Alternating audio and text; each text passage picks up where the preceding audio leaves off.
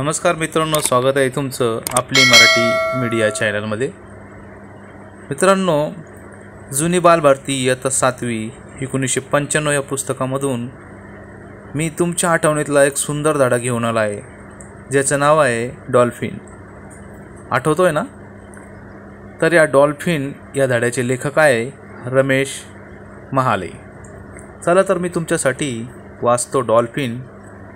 जाऊया आपल्या बालपणात। चला तर वाचतो। अरस्तू हे युनानमधील एक मोठे तत्त्वज्ञ होते। त्यांनी एके ठिकाणी लिहून ठेवले आहे की एका मुलाची एका माशाशी मैत्री होती। तो मासा त्या मुलाला आपल्या पाठीवर बसून रोज सकाळी सरोवराच्या दुसऱ्या टोकाला असलेल्या शाळेपर्यंत पोहोचवत होता आणि संध्याकाळी परत आणत होता। तुम्हाला वाटेल ही एक शुद्ध थाप आहे। असा कोणता मासा आहे की जो आपल्याशी दोस्ती करू शकेल? परंतु असा एक मासा आहे, तो तुमच्याशी दोस्ती करतो, तुम्हाला मदत करतो आणि काही बाबतीत त्याचे आपल्याशी साम्य आहे। तुम्हाला माहीतच आहे की प्राण्यांमध्ये माकड, कुत्रा, हत्ती आणि घोडा हे सर्वात अधिक समजदार प्राणी आहेत। परंतु या सर्वांपेक्षा अधिक समजदार असा एक प्राणी आहे आणि तो म्हणजे डॉल्फिन मासा। मानवानंतर डॉल्फिन हाच जगातला सर्वात अधिक बुद्धिमान प्राणी आहे। हाच एकमेव प्राणी असा आहे की त्याचा मेंदू मानवापेक्षाही मोठा आहे। डॉल्फिनच्या आणि मानवाच्या मेंदूत बरेच साम्य आहे। मानवाव्यतिरिक्त डॉल्फिन हा जगातला एकच प्राणी असा आहे की ज्याला न्यूमोनिया व हृदयविकार होतो। कित्येक डॉल्फिन हार्ट अटॅकने मरतात। मनुष्य व डॉल्फिन यांच्यात शारीरिकदृष्ट्याही बरेचसे साम्य आहे। त्याच्या कित्येक सवयी माणसासारख्या आहेत। डॉल्फिनमध्ये जर बोलण्याची क्षमता असती तर जगात माणसांऐवजी डॉल्फिनचे राज्य असते। त्यावेळी माणसाची काय स्थिती झाली असती याची कल्पनाच करता येणार नाही।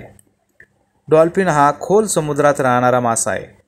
त्याची लांबी सुमारे 10 फूट असते। त्याचे तोंड पक्ष्याच्या चोचीसारखे असते। त्याचा पोहण्याचा वेग ताशी सरासरी 30 मैल असतो। काही वेळा तर ते ताशी 40 ते 60 मैल वेगाने पोहतात। डॉल्फिन मासा इतर माशांसारखा अंडी घालत नाही, तर तो सस्तन प्राणी आहे। माशांप्रमाणे त्याला कल्लेही नसतात। श्वास घेण्यासाठी मधूनमधून त्याला पाण्याबाहेर यावे लागते। डॉल्फिन विभिन्न प्रकारचे 32 आवाज काढतो। डॉल्फिन माणसासारखा मोठमोठ्याने हसू शकतो, ओरडूही शकतो। शिकारीचा पाठलाग करताना तो गुरगुरतो आणि शिकार पकडल्याच्या आनंदाच्या भरात तो म्याऊ असा आवाज काढतो। शत्रूला घाबरवण्यासाठी तो उच्च स्वरात ओरडतो। डॉल्फिन माशाचे श्रवणेंद्रिय फारच तीक्ष्ण असते। आपल्या दूरच्या प्रवासात हे मासे एकमेकांशी एका विशेष प्रकारच्या ध्वनिलहरींनी संपर्क साधतात। डॉल्फिनची दोस्ती फार प्रगाढ असते। ते आपल्याला मदतही करतात।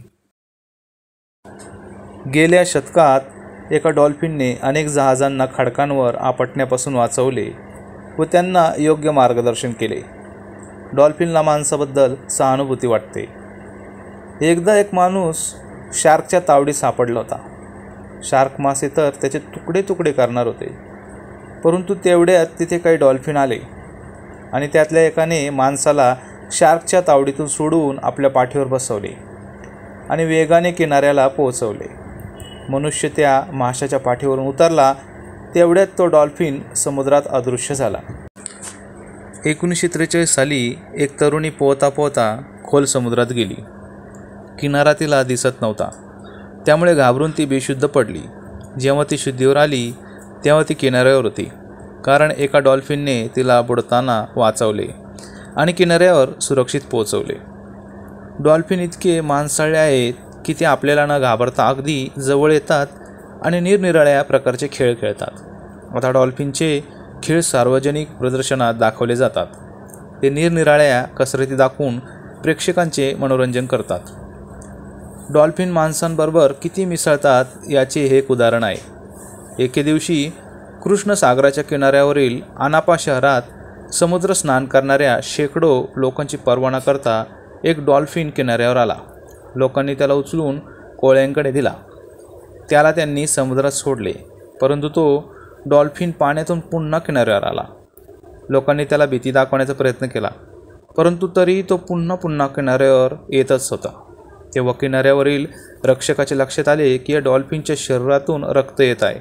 त्याने ओळखले की डॉल्फिन जखमी झाला आहे. एका नर्सने प्रथमोपचाराची पेटी आणली व त्याच्या जखमेवर औषध लावून पट्टी बांधली. त्या डॉल्फिनने एक फेरी मारली. जणू तो लोकांना अभिवादन करत होता. नंतर तो समुद्रात निघून गेला. परंतु थोड्या वेळात डॉल्फिनची एक झुंड किनाऱ्यावर आली व त्यांनी लोकांचे मनोरंजन केले. जणू काही ते आपल्या साथीदाराच्या उपकारकर्त्यांना हार्दिक अभिवादन करत होते.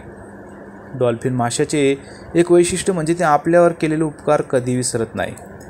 1965 साली कर्नल मोकॉलॉफ आपल्या उन्हाळ्याची सुट्टी घालवण्यासाठी क्रिमिया येथे गेला होता. तो एके दिवशी किनाऱ्यावर फिरायला गेला असताना त्याला एक डॉल्फिन मासा तडफडताना दिसला. त्याला दया आली. त्याने उचलून त्याला तलावात टाकले. हळूहळू कर्नल आणि डॉल्फिन यांची खूप मैत्री जडली. कर्नल रोज सकाळी तलावाजवळ जात असे, तेव्हा डॉल्फिन त्याची वाट पाहत असे. सुट्टी संपत आल्यावर कर्नल जाण्याची तयारी करू लागला. त्याने तलावाकडे जाण्याचे बंद केले. त्याला वाटले आता डॉल्फिन आपल्याला विसरला असेल. तो तेथून जाण्याआधी तलावाजवळ गेला. त्यावेळी तेथे त्याला डॉल्फिन मृत अवस्थेत दिसला. आपल्याला जीवदान देणारा बऱ्याच दिवसातून आला नाही, म्हणून त्याने आपले प्राण अर्पण केले असावेत. अशाच एका डॉल्फिनचा ॲपोझॅकचा पुतळा न्यूझीलंडच्या किनाऱ्यावर उभारण्यात आला आहे. ॲपोझॅक आणि तेथील पोहणारे यांच्यामध्ये फार मैत्री होती. ॲपोझॅक त्यांच्याबरोबर वॉटर पोलो खेळत असे. तसेच तो लहान मुलांना आपल्या पाठीवर बसवून समुद्रात फिरवून आणत असे. परंतु एके दिवशी एका वेगवान नावेने ॲपोझॅकला टक्कर दिली, तेव्हा तो मरण पावला. किनाऱ्यावरील त्याच्या मित्रांनी वर्गणी गोळा करून किनाऱ्यावरच त्याचा पुतळा उभारला. तो पुतळा त्या डॉल्फिनच्या आठवणीची साक्ष देतो. याशिवाय डॉल्फिन्स समुद्राविषयी संशोधन करण्यातही मदत करतात. 1960 साली जेव्हा अमेरिकन शास्त्रज्ञांनी समुद्रात संशोधन सुरू केले, तेव्हा एका डॉल्फिनने त्यांना बरीच मदत केली. शास्त्रज्ञांनी खोल पाण्यात एक प्रयोगशाळा स्थापन केली होती. जेव्हा एखादा शास्त्रज्ञ किंवा पाणबुड्या रस्ता चुकत असे, तेव्हा डॉल्फिन त्यांना त्या प्रयोगशाळेत पोहोचवत असे. काही वेळा तो शास्त्रीय उपकरणेही प्रयोगशाळेपर्यंत पोहोचवत असे. डॉल्फिनला पाण्यात चांगले दिसते, म्हणून ते शास्त्रीय संशोधनात बरेच सहाय्यक ठरतील असे शास्त्रज्ञांना वाटते. जॉन ली या शास्त्रज्ञाचे म्हणणे आहे की डॉल्फिने आपापसात बोलतात. जर प्रयत्न केले तर डॉल्फिन माणसाप्रमाणे बोलू शकेल, असे त्याचे मत आहे. तो सध्या अनेक डॉल्फिनवर प्रयोग करत आहे. त्यातील एका डॉल्फिनचे नाव त्याने एलोरा ठेवले आहे. त्याला तो बोलायला शिकवत आहे. आता तो काही इंग्रजी शब्द बोलू शकतो. उदाहरणार्थ स्पीक लाऊड, त्या शब्दांचा अर्थही त्याला समजतो. या सर्व गोष्टींवरून डॉल्फिन निश्चित माणसाच्या खालोखाल बुद्धिमान प्राणी आहे याची खात्री होते. तर मित्रांनो, कसा वाटला धडा तुम्हाला कमेंट सेक्शनमध्ये जरूर कळवत चला.